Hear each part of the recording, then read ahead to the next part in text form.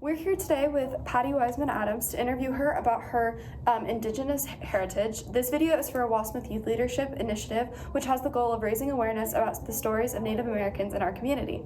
So, Ms. Wiseman, how's your day going? Great, thank you. That's good. Let's jump right in. So, can you just give us a little bit of background on your indigenous heritage? Well, yeah, my mom she has deceased now, but she was a Turtle Mountain Chippewa. In our tribe is in Turtle Mountain, North Dakota. Belcourt, North Dakota is the headquarters, and her parents were both Chippewa. They actually ended up living on the Fort Peck Indian Reservation in Montana because they went by covered wagon and were given some farmland. So they and probably about 20 families went to the reservation, which has Sioux and Assiniboine on it. And so that is actually where I grew up, is on the Fort Peck Sioux and Assiniboine reservation, even though I'm a Turtle Mountain Chippewa. That's super cool. What was your childhood like on the reservation? Well, I had actually, my parents divorced, so I moved there when I was in second grade, and I had gone from Reno, Nevada to the reservation, so it was quite a shock. Poplar is the headquarters, the tribal headquarters for the Fort Peck Indian Reservation, and so, but it's still fairly small. Just to put it in reference, it's probably about the size of Homedale, or our school. We might have 70 kids in our grade level. So you said that you moved to the reservation in second grade. So how was what was that transition like? Kind of going from moving there. How was? It was a huge culture shock for me. My dad is Caucasian and my mom is Native, and when they divorced, my mom took us there. In fact, because she had a hard time with the court system in Nevada. She knew that she was probably going to lose custody of us, and so she took us in the dead of night and took my brother and I and took us to the reservation, and didn't take much of our things with us, and we went, and that's I ended up going to school starting third grade there, not really knowing too much about being indigenous, and it was a big culture shock because I knew my mom was different in Reno because she was so dark and we got treated differently because of her there.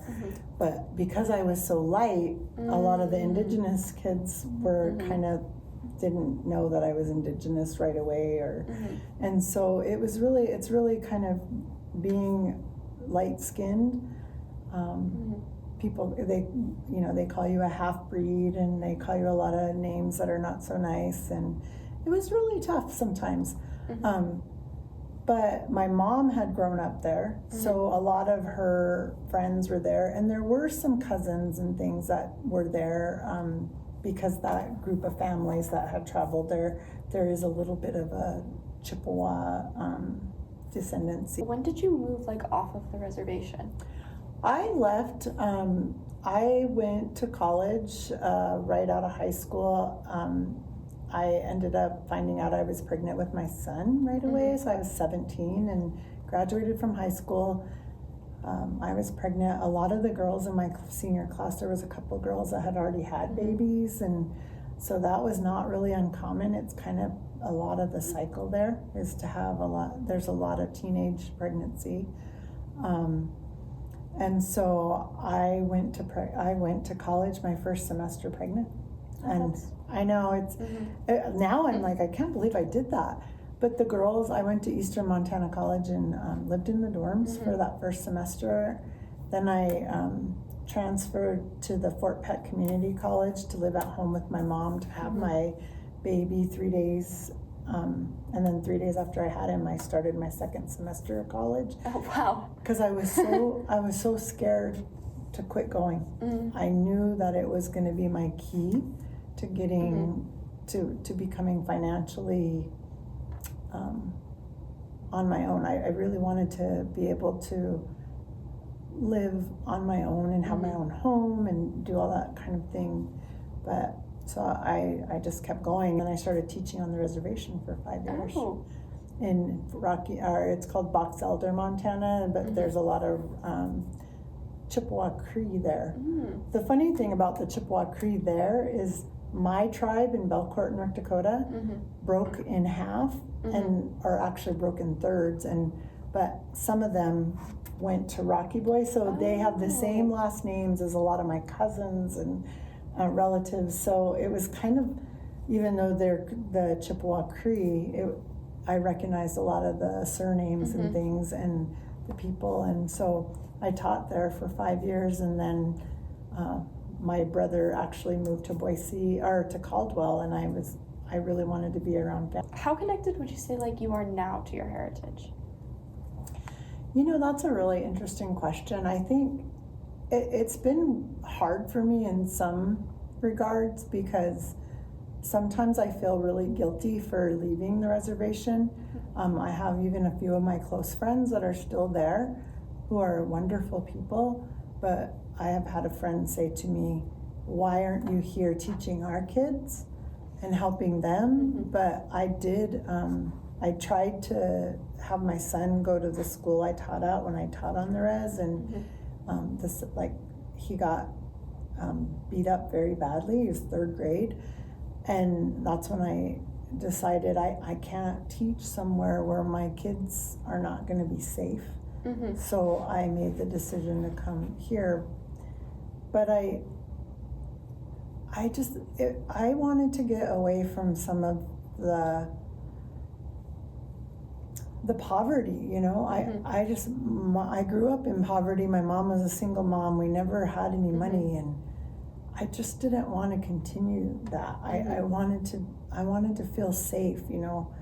You know, our bikes got stolen, you know, if we had a bike. But my brother got a bike for Christmas, and 3 days later he left it outside to go to the bathroom, came back out, and it was stolen, and we had to go get it. Luckily, I knew the boys who were the bike choppers, so I went over and got it. But that isn't the case for everybody. You know, we didn't have a huge family there. I know a lot of people don't leave because their family is there, like all of their grandparents and their aunts and uncles and cousins, and it's but there's not a lot of jobs. You know, it's really hard to get a really good paying job, and it's hard to get a nice house, you know, to live in. And so and that, you know, me not being from that tribe, I didn't get any of those, like I couldn't get a government house from the tribe. You have to go live on your own reservation in order to be eligible for any of those things. And so, you know, I really had to make some hard choices. But some of my friends that are indigenous are happy and living there, but we've lost a lot of classmates. I mean, I'm 53, and I've lost a lot of classmates to alcoholism. Some have died, you know, in accidents, and the suicide rate is higher there than any population. And it's just, you know, I just needed, for me, it was, I needed to get away, because I didn't, it's hard not to let yourself be around those things. I'm a social person too, and kind of like, if I'm around people who are doing things that are, it's hard for me to just stay out of that. I like to, you know, just be with my friends and things, and so I kind of had to go look elsewhere for my stability. I think it's just as important for all kids to have teachers of varying backgrounds. I think there's been a lot of kids in the, you know, and I will say I've probably taught a couple thousand kids by now, especially when I taught in junior high, 180 a shot, you know. But 31 years later, I'm like, for some of them, I'm the only indigenous teacher that they'll ever have. And so I think that's important. I think it's important that they see us not just as people who live on the reservation. We're everywhere. You know, we can live in urban settings and things like that. And we get I get a lot of, when people find out I'm indigenous, I get a lot of those silly questions like, oh, did you live in a teepee, or you know, some of those things, but also really like insensitive type things, like, you know, well, you're not dark enough, how can you claim to be Native American? And sometimes even from indigenous people. I have faced that too. But I would say indigenous people are a lot more usually. I was once traveling when I was a sophomore in high school on a plane, and these two boys I was going to Close Up, which is to go to Washington, D.C. It's with a group of students, and I ended up being with these random two other teenagers, and they were both indigenous, and they look at me and they go, "What tribe are you from?" And I was like, I'm like, "How did you know?" "We just knew." and I just thought that was so funny, you know, that they just, I mean, we became instant friends. And I think with a lot of indigenous people, it's like that. Most of us feel like, hey, if you're indigenous, we got to stick together, because, you know, there's just something about that understanding, that awareness of how much our cultures, because there's so many different many of us have suffered and have really become, I always say assimilation kind of worked with me. I don't know my language. My mom understood her language. Her parents spoke Ojibwe fluently to each other, but they went to boarding schools. And that's like, I think that's hopefully one of the things that our like project will achieve, is kind of like putting that out there, being like, hey, we like hear all the time about like the stuff that happened with like Nazi Germany, but we don't see the like violations that are happening like now, like they're, like you said, not that long ago. So like being able to like be aware of that and understand like and fight that, I think is hopefully what our project will be able to achieve. I definitely think so. Well, I think there's so many people, I mean, a lot of people will go to the reservation and go, why don't these people leave? And it's like family. But it's also like, that's what it was set up to do. You go there, you're all there. We're not going to give you there's not any chance for advancement hardly, you know? And then people are poor, and then it's generational poverty. And it's really hard to break those cycles of abuse, you know, alcoholism, mental health issues. And if you look at any statistic, a lot of times the indigenous population has the highest percentages of those things. So that's when I'm, you know, I feel guilty. I don't know that will ever go away. That you know, do I go back and try to give back, but to whom? Do you have any like favorite memories or traditions that have been like passed down? Because I know we talked earlier about like how like the language might have been lost, but maybe like other traditions, have those kind of stuck? Yeah, we have the New Year's is it's called, we always say Labanani in New Year's. We make these bullets. It's a kind of a meatball type dish, you know, and we make some bread. The Sioux called it gabubu bread, but we call it galette. And so the tradition is, and this is it's been, you know, a little bit lost since my mom passed, but when I was young, my mom would make the big pot of bullets on the stove and the bread, and Chippewas, whoever would, on that day, on New Year's Day, they traveled to house, and wherever you travel, you go, you would have a bullet, you would have some bread, you visit, you catch up it was just kind of a nice, kind of a day to catch up with your neighbors, you know, with your friends, your family. And no matter where you went, that pot of bullets would be on. And I always appreciated that, because my mom, you know, we wouldn't have a ton because we weren't in Belcourt, but we'd have a few people stop by. And so, and I've made them before, but it's, ever since my mom passed, it's been hard because I always think of her with that. So, last question, what do you want people to take away from this interview? If they watch this and they hear all about your story, like, what do you want them to be able to take away from it? Well, the first thing I would want them to know is that not if somebody is indigenous, that does not mean that they know every single thing about every single tribe. With 500 and something tribes, we're all different. I mean, like even, you know, even growing up on a reservation, that doesn't mean I know every sacred thing that there is to know, right? Don't assume that people know. It's okay to ask some questions, but really ask, make sure that you ask authentic questions that you really need to know.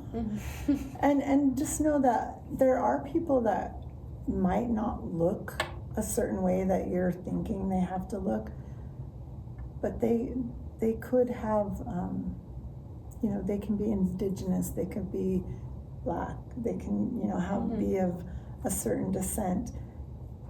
We don't all look the same, and we all have different experiences, just like Caucasian people do, right? And I just think with indigenous people, sometimes we get lumped into this stereotype, and when we don't meet the stereotype, it almost seems like the people who meet you are almost disappointed. Like when they find out I don't do some of these things, or I didn't, you know, I'm not out powwowing, or, you know, like it's almost like, oh, you're not the kind of Indian I wanted to know about. And I'm just like, you know, just know we're different. We're all different. So I just think that would be something that I would want them to know. And then maybe for those kids that are maybe the only Native American or indigenous person in their school, you got to reach out and find other indigenous people. It's really lonely to be the only of something in a big area, you know. I think that's been one of the hardest things for me is, you know, I don't have indigenous friends that live here. And so when I mean, I have to keep myself when I see somebody, like I'll see some people maybe here shopping at Walmart at from Fort Hall, and I see their Fort Hall, and I always want to run up to them and go, oh, hello. And some of them probably wouldn't mind that, but it's, you know, it's just, sometimes it's just really hard to be the only. And I think about that with some of our, you know, our Hispanic kids and students in school. And you think about how Caucasian our Boise schools, a lot of them are. And it's just, I would hope people would just know that sometimes it's really difficult to be the only of some culture. Well, thank you so much for your time. This was super educational for me, and it'll be super educational for anybody who watches it, and I really appreciate it.